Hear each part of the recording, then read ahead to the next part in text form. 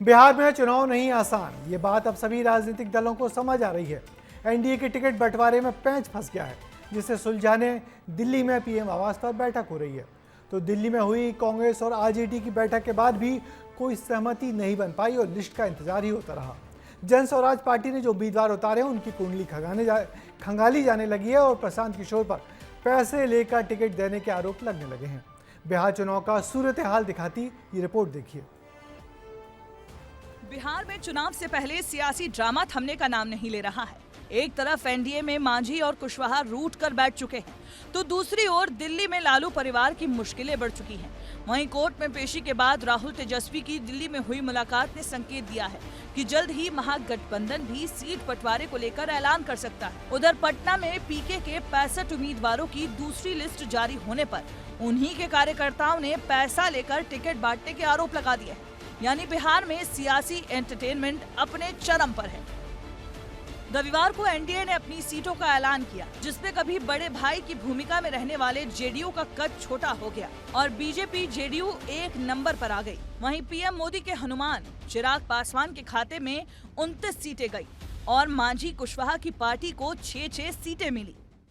इस बंटवारे के बाद एनडीए के कुनबे में कलेश की आग फैल गई। सोमवार को पटना में एनडीए के सभी दलों की प्रेस कॉन्फ्रेंस होनी थी, जिसमें उम्मीदवारों का ऐलान होना था, लेकिन उपेंद्र कुशवाहा की नाराजगी की वजह से ये प्रेस कॉन्फ्रेंस कैंसिल करनी पड़ी।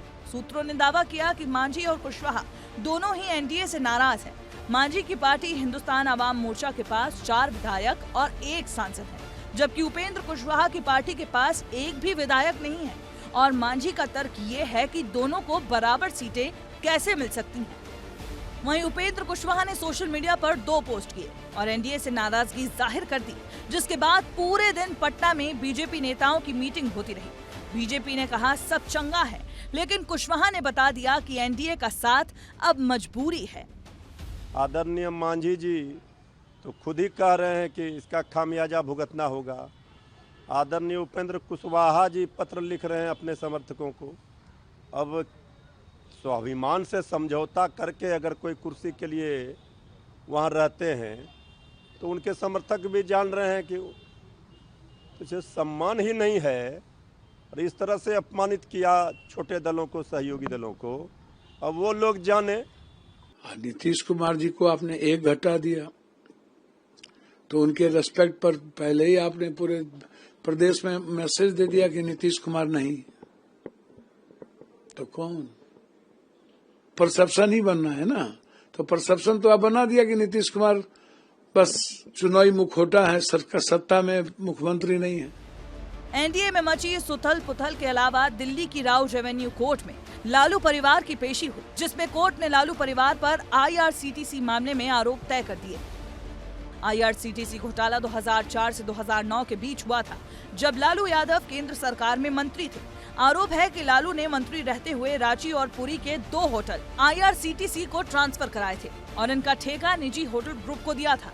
इस ठेके के बदले लालू परिवार को निजी लाभ पहुंचाया गया था। सीबीआई ने साल 2017 में केस दर्ज किया था, जिसमें सोमवार को राबड़ी देवी, लालू प्रसाद यादव और तेजस्वी यादव समेत 14 लोगों को आरोपी बनाया गया है। इसके अलावा लैंड फॉर जॉब मामले में 10 नवंबर को राव रेवेन्यू कोर्ट फैसला सुनाएगी और ठीक इसके एक दिन बाद बिहार में दूसरे चरण के चुनाव होंगे।